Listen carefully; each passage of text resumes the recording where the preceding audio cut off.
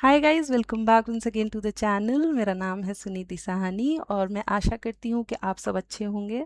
आज इस वीडियो में मैं आपके साथ डिस्कस करने जा रही हूँ अबाउट सर्टिफिकेट्स एंड डॉक्यूमेंट्स जो आपको जेएनयू फिजिकल वेरिफिकेशन के दौरान 2026 के एडमिशन के लिए चाहिए। तो इस वीडियो में हम एक एक करके सभी इंपॉर्टेंट मतलब सभी डॉक्यूमेंट्स के बारे में बात करेंगे। कौन कौन से ओरिजिनल डॉक्यूमेंट्स हैं जो आपको लेके अपने साथ जाने हैं, कौन से डॉक्यूमेंट्स वहाँ पे जाके सबमिट हो जाएंगे, एंड इन सभी के बारे में बात करेंगे। Caste certificates and EWS certificate सभी के बारे में हम बात करेंगे। तो एक एक करके ध्यान से सुनिएगा, मैं पूरा प्रोसीजर आपको आराम से समझाऊंगी। देखिए, कुछ जनरल डॉक्यूमेंट्स हैं जो आपको चाहिए ही चाहिए। This is for all the candidates, इधर you are general category, SC, ST, EWS, कोई भी कैटेगरी को आप बिलोंग करते हो, ये डॉक्यूमेंट सभी को चाहिए। ठीक है ना। तो ये जनरल डॉक्यूमेंट्स हैं। सबसे पहले आपको एनटीए का जो सीवीटी पीजी का स्कोर कार्ड आपका आया, उसकी 2 फोटो कॉपीज़ ले जाइएगा। जनरली मैं सजेस्ट करती हूँ कि 2 से ज़्यादा ही कर लीजिएगा, 3 फोटो कॉपीज़ अराउंड ले जाइएगा, क्योंकि आपको बाद में भी ज़रूरत पड़ ही जाती है अपने सीवीटी पीजी स्कोर कार्ड के लिए। तो 2 तो लेके ही जाइएगा, ऐसा प्रिस्क्राइब्ड है, ऐसा दे रखा है जेएनयू ई प्रोस्पेक्टस में। बट मेरा सजेशन ये कहता है कि 1-2 एक्स्ट्रा रखने में कोई ख़राबी नहीं है। ठीक है ना। आपको pre enrolment form I hope आप लोगों को पता होगा। इससे ये फिजिकल वेरिफिकेशन डॉक्यूमेंट्स की वीडियो है, इससे पहले मैं प्री एनरोलमेंट फॉर्म में जो जो डॉक्यूमेंट्स फिल होने थे उसकी वीडियो में मैं बना चुकी हूँ। प्री एनरोलमेंट फॉर्म का मतलब ये होता है, आप टेम्परेरी बेसिस पे अपनी सीट लॉक करते हो, उस दौरान आप कुछ ना कुछ डॉक्यूमेंट्स अपलोड करते हो और जो है जब फिल कर देते हो फॉर्म पूरा का पूरा डॉक्यूमेंट्स के साथ, उसके बाद आपको रिपोर्टिंग डेट एंड टाइम मिल जाता है। और वो reporting date and time is basically your physical verification date and time. ठीक है ना। तो वो प्री एनरोलमेंट का काम फिजिकल वेरिफिकेशन से पहले होता है। तो अगर आप पहली बार कभी जान रहे हो, क्योंकि हम भी कभी पहली बार जाने थे तो इसलिए बता रहे हैं, तो प्री एनरोलमेंट फॉर्म 13 पन्ने का होगा। ठीक है ना। आप उसके 5 सेट फोटोकॉपी करा लेना, 5 सेट्स फोटोकॉपी करा लेना। मतलब 13 × 5 कर लो तो उतनी टोटल आपको पन्ने चाहिए। उसके बाद ये ध्यान रखिएगा 5 सेट लेके जाने हैं, और ये 5 सेट इंपॉर्टेंट हैं क्योंकि आपके हॉस्टल डॉक्यूमेंट्स में भी ये चीज़ सबमिट होगी। ओके, फिर आपकी पासपोर्ट साइज फोटोग्राफ आपको लेके जानी है, 8 कॉपीज़ ले जाइएगा। आपका डेट ऑफ बर्थ का प्रूफ बेसिकली और 10th मार्कशीट की बात करते हैं। आपकी 10th की मार्कशीट इंपॉर्टेंट है। मार्कशीट की 2 फोटो कॉपीज़ करा लीजिएगा, और जब फोटो कॉपी आप करा लेना नीचे अपना साइन कर देना। जैसे मैं अपना साइन कर देती हूँ, आप भी अपना साइन कर देना नीचे, तो वो सेल्फ अटेस्टेड हो जाएगी। वो ये मान लेंगे कि आपने अपने हाथों से ये डॉक्यूमेंट हमको सबमिट किया है। फिर करेक्टर सर्टिफिकेट आपको लेके जाना है, ये मैंडेटरी डॉक्यूमेंट है, मैंडेटरी है। ठीक है ना। आपने हो सकता है अभी यहाँ से किसी जगह से ग्रेजुएशन किया हो, तो वहाँ पे आपको एचओडी जो होंगे आपके डिपार्टमेंट के या कोई भी सीनियर टीचर होगा, तो वो आपको करेक्टर सर्टिफिकेट इशू करके दे देगा, आप उनसे मांग लेना। तो करेक्टर सर्टिफिकेट की लेकिन एक खासियत है कि वो 1 साल से पुराना नहीं होना चाहिए। ठीक है ना। और मतलब इसकी 1 अप्रैल 2025 में मान लो आपने बनवाया करेक्टर सर्टिफिकेट, तो वो सिर्फ 31 मार्च 2026 तक ही वैलिड रहेगा। अगली 1 अप्रैल 2026 पे वो इनवैलिड मान लिया जाएगा। तो ये ध्यान रखिएगा, नया करेक्टर सर्टिफिकेट बनवा लीजिएगा अगर आपका 1 साल से पुराना है तो। क्योंकि एचओडी बना सकता है, अगर आप नए नए अभी पास आउट हो तो एचओडी बना के दे देंगे या सीनियर टीचर बना के दे देगा। बाकी वरना अगर पुराना है तो नया बनवाने के लिए लोकल पुलिस स्टेशन या गैजेट ऑफिसर के पास भी आप जा सकते हो, वो आपको बना के दे देंगे, सिग्नेचर दे देंगे और करेक्टर सर्टिफिकेट आपका बन जाएगा। तो don't worry about it. 6th आपको डॉक्यूमेंट मार्कशीट्स एंड कुछ पासिंग सर्टिफिकेट्स लेके जाने हैं। फिर से 2 सेट लेके जाने हैं। करेक्टर सर्टिफिकेट के भी 2 कॉपीज़ करा लीजिएगा। ठीक है ना। और नीचे साइन कर दीजिएगा, या नहीं भी करोगे तो कोई दिक्कत नहीं, वहाँ साइन आपसे करवा लिए जाएंगे, तो टेंशन ना को। तो 2 सेट ऑफ अटेस्टेड फोटोकॉपीज़ लेके जानी है। ये देखिए, इसमें आपको इसमें मार्कशीट्स में आपको 10th की मार्कशीट और सर्टिफिकेट चाहिए, 12th की मार्कशीट, सर्टिफिकेट, बैचलर्स की डिग्री, और जो मार्कशीट्स हैं आपकी, मार्कशीट में ध्यान रखिएगा जो 6 सेमेस्टर की मार्कशीट होती है ना, जिसमें आपके फाइनल मार्क्स लिखे होते हैं, उसको ज़रूर ले जाइएगा। अगर फाइनल मार्कशीट अवेलेबल नहीं है तो उसकी इंटरनेट जनरेटेड कॉपी ले जाइएगा। अभी मैं आगे बात करूँगी उसके बारे में। अगर आपके पास मास्टर्स की डिग्री या मार्कशीट भी है तो उसे भी ले जा सकते हो। अगर आप बीए के स्टूडेंट हो या ग्रेजुएशन आपने किया हुआ है और अभी आप ले रहे हो, लाइक फॉर एग्जांपल बीएलएलबी भी मान लो करके आए हो, उसके बाद आप एमए में एडमिशन ले रहे हो फॉर एग्जांपल, तो आपको सिर्फ और सिर्फ बीए की ही डिग्री चाहिए। लेकिन अगर आपने मास्टर्स के डिग्री का कहीं पहले जिक्र किया है रजिस्ट्रेशन के टाइम में या फिर प्री एनरोलमेंट में, तो कोई बात नहीं, आप मास्टर्स भी लेके चले जाना। Otherwise it's not that mandatory, अगर आपने मेंशन किया है तभी लेके जाना है, ठीक है ना, वरना ये सबके लिए नहीं है, this is not for everyone, so don't get confuse. Bachelors degree आपको लेके जानी है या सिर्फ मार्कशीट लेके जानी है? डिग्री अगर अवेलेबल नहीं है, मार्कशीट अगर अवेलेबल नहीं है, तो उसके बारे में मैं आगे बात करने जा रही हूँ, तो डोंट वरी, ठीक है ना। फिर आता है हमारा migration certificate. Migration certificate original लगेगा और ये सबमिट भी होगा, ठीक है ना, अब ये सबमिट भी हो जाएगा काउंटर पे, जब आप जाओगे ना वेरिफिकेशन के तो सबमिट कर लेंगे वो। इसमें भी 3 केसेस हैं। देखिए, अगर आप फ्रेशली पास आउट हो, if you have passed your qualifying exam, मतलब अगर आपने 2026 से पहले किया हुआ है, ठीक है ना, 2026 मतलब 2025 में फॉर एग्जांपल आपने किया हुआ है, पास आउट हो, तो you have to submit the migration certificate. आपको ये मैंडेटरी हो जाएगा कि आपको सबमिट करना ही करना पड़ेगा।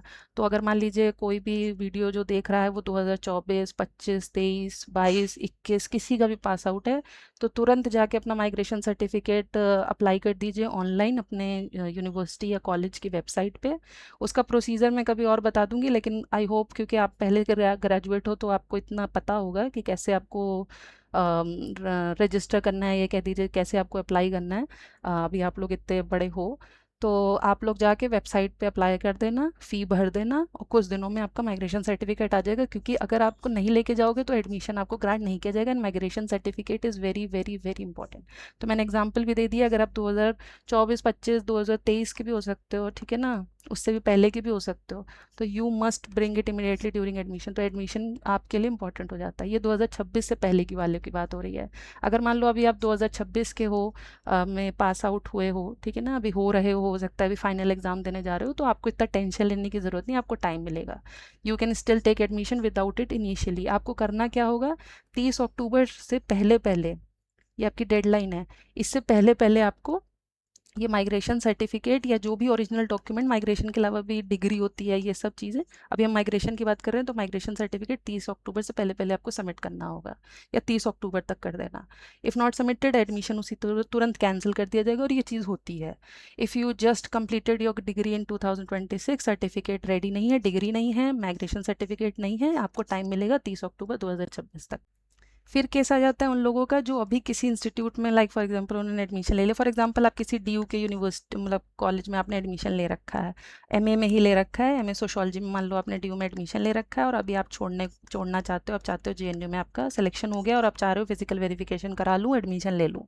तो आप क्या करोगे, अगर आप चाहो तो आप डी यू से या जो भी आपका कॉलेज का डिपार्टमेंट है उसमें जाओ, जाके डिसकंटिन्यूशन सर्टिफिकेट ले। और डिसकंटिन्यूशन सर्टिफिकेट कुछ नहीं होता, एक आप एप्लीकेशन लिखोगे कि मैं अपना जो एडमिशन है वो डिसकंटिन्यू करना चाहता हूँ, एचओडी आपके साइन कर देंगे, जो भी चेयरपर्सन है वो साइन कर देंगे, और आपका कैंसिल हो जाएगा। आपके जो ओरिजिनल डॉक्यूमेंट्स हैं वो आपको वापस मिल जाएंगे, जो भी सबमिट करे होंगे आपने, ठीक है ना। लेटर माइग्रेशन सर्टिफिकेट भी लेके आना पड़ेगा विद इन डेडलाइन। डेडलाइन वही होती है 30 अक्टूबर 2026, ठीक है ना, ये लास्ट डेडलाइन है जो उन्होंने दी है, जेएनयू ने दी है। विदाउट डिसकंटिन्यूशन सर्टिफिकेशन एडमिशन नहीं होगा, वरना तो ये हो जाएगा ना कि आप दो नावों पे सवार हो, आप डीयू में भी पढ़ रहे हो, आप जेएनयू में पढ़ रहे हो, ये दोनों चीज़ें आप साइमल्टेनियसली नहीं कर सकते हो।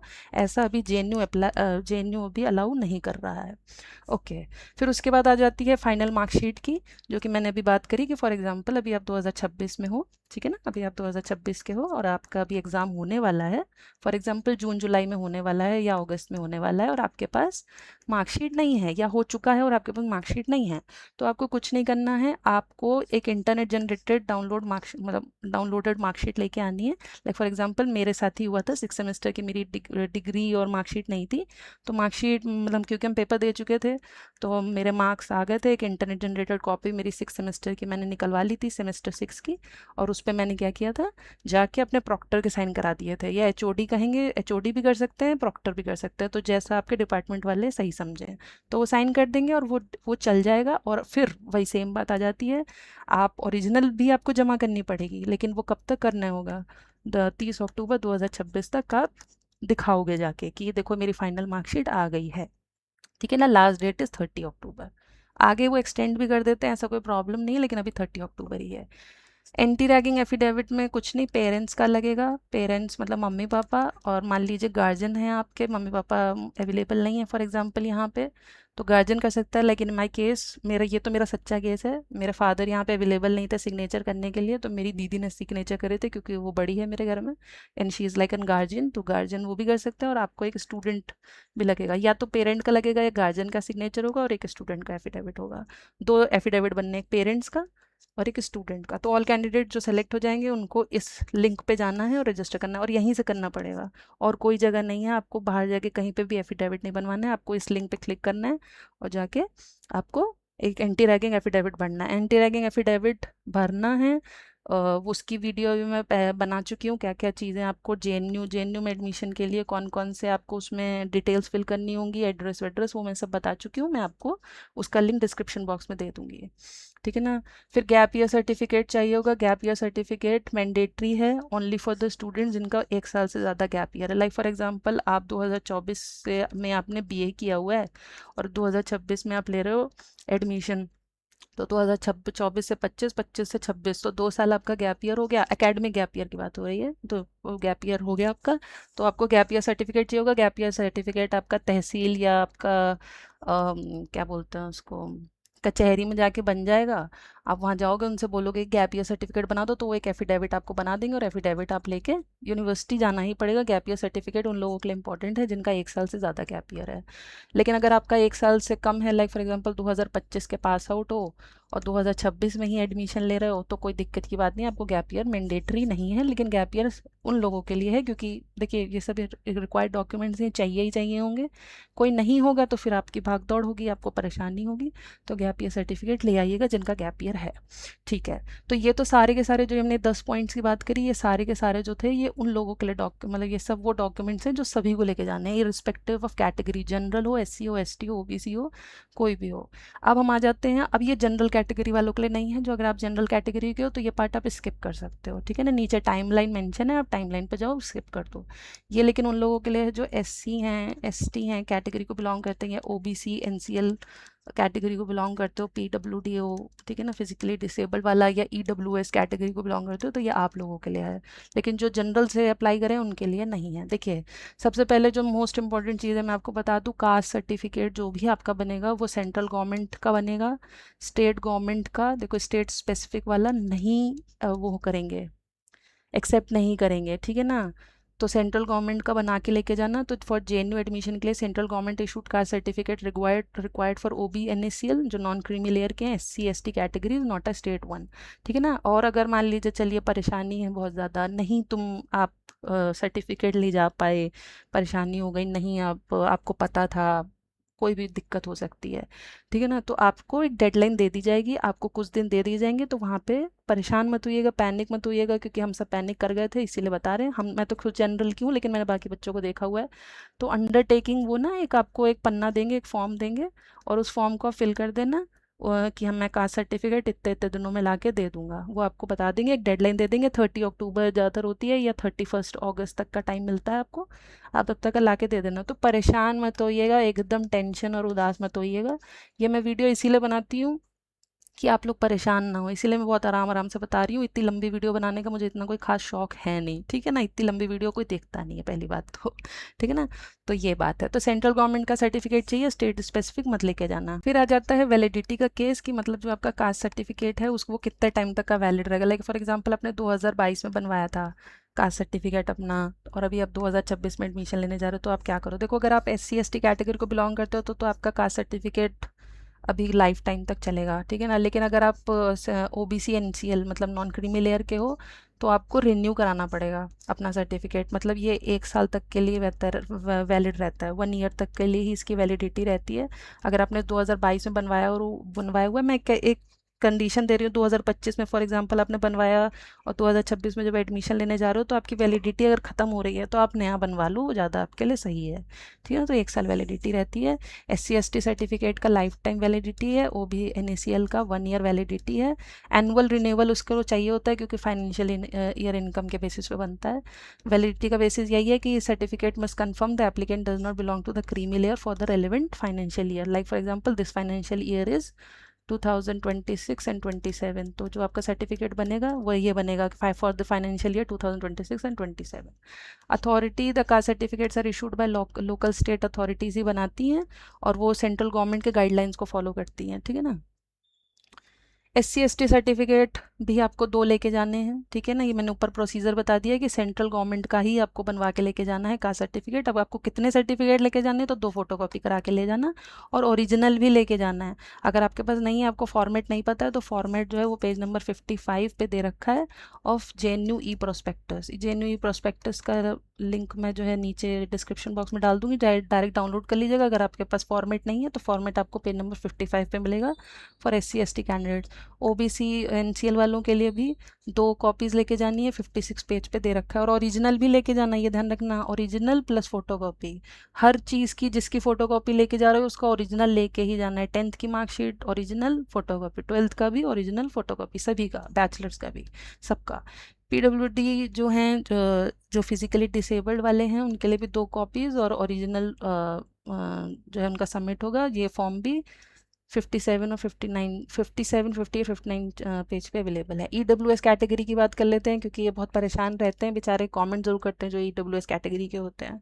देखो भैया, तुम्हारा जो इनकम और एसेट सर्टिफिकेट बनेगा वो 2 कॉपीज़ बनेगा, तहसीलदार से या उसके जो अब रैंक के लोग होते हैं वही लोग बना सकते हैं, ठीक है ना। पेज नंबर 54 पे इसका फॉर्मेट दिया हुआ है। EWS कैटेगरी जो सर्टिफिकेट बनता है वो 1 फाइनेंशियल, मतलब वो उसकी वैलिडिटी बता देती हूँ, 1 ईयर की वैलिडिटी रहती है। 1 ईयर की वैलिडिटी रहती है, उससे नीचे का नहीं देखा जाएगा। अगर मान लो 1 अप्रैल को बनवाया हुआ है तो 31 मार्च 2026 को ही बनेगा, मतलब 1 अप्रैल 2025 को बनाया था तो 31 मार्च 2026 तक ही वैलिड रहा होगा, ठीक है। तो अगर आपके पास नहीं है तो आप बनवा लो नया, अभी आपके पास बहुत टाइम है। जब मैं ये वीडियो बना रही हूँ तभी तब तक का तो आपके पास टाइम है, बाकी पता नहीं। स्पेशल केसेस में एम्प्लॉयड कैंडिडेट्स आते हैं, मान लो आप कहीं जॉब कर रहे हो नोएडा या दिल्ली में, और अब आप चाह रहे हो कि अब आप पढ़ाई कर लो, तो MA करने जा रहे हो या कुछ भी करने जा रहे हो, तो आपको कुछ नहीं, एक सेंक्शन ऑर्डर लेके आना पड़ेगा कि मैं लीव कर रहा हूँ, या एक रिलीविंग ऑर्डर की, मतलब मैं रिज़ाइन कर दिया। तो आपका जो भी HR होगा या जो भी आपका हेड होगा कंपनी का, वो आपको रिलीविंग लेटर दे देगा कि आपने जॉब छोड़ दी है, अब आप यहाँ पे एम्प्लॉयड नहीं हो, अब आप एज एन स्टूडेंट अपनी ज़िंदगी बिता सकते हो JNU में, ठीक है ना। अब यहाँ आ जाता है ओरिजिनल डॉक्यूमेंट जो आपके जब आप एडमिशन कराने जाओगे फिजिकल वेरिफिकेशन के दौरान वो वहाँ पे सबमिट कर लेंगे आपसे, आपको वापस नहीं लेके आओगे घर, वो सबमिट हो जाएगा। एक आपका प्रोविजनल सर्टिफिकेट है, प्रोविजनल सर्टिफिकेट आई होप आपको पता होगा। प्रोविजनल सर्टिफिकेट वो होता है अगर आपके पास डिग्री नहीं है। मैं चलिए 2026 वालों की बात कर रही हूँ, क्योंकि 2026 के अगर आप पहले के पास आउट हो तो आपके पास ओरिजिनल डिग्री होनी चाहिए। ये उन लोगों के लिए है जो इनके पास, देखो, प्रोविजनल सर्टिफिकेट या फिर आप इसको कह सकते हो ओरिजिनल डिग्री। ओरिजिनल डिग्री तो उनके लिए है जो, ये हमारे कौन है, हमारे 2025 से पहले वाले हो जो, ठीक है ना। 2025 से अगर पहले वाले हो, या सॉरी 2026 से अगर पहले वाले हो तो ओरिजिनल डिग्री है, लेकिन वरना प्रोविजनल डिग्री है उन लोगों के लिए। तो जो 2026 वाले हैं, 2026 वाले क्या करेंगे, उनके पास ओरिजिनल डिग्री नहीं है तो वो एक प्रोविजनल डिग्री के लिए ऑनलाइन वेबसाइट पे अप्लाई करेंगे अपनी यूनिवर्सिटी के। उसका मैंने बता दिया है एक वीडियो में, आप अगर आप वो वीडियो देखना चाहते हो तो आप देख लो, मैंने उसमें बता दिया आपको कैसे प्रोविजनल सर्टिफिकेट और माइग्रेशन सर्टिफिकेट अप्लाई करना है अपनी यूनिवर्सिटी के लिए।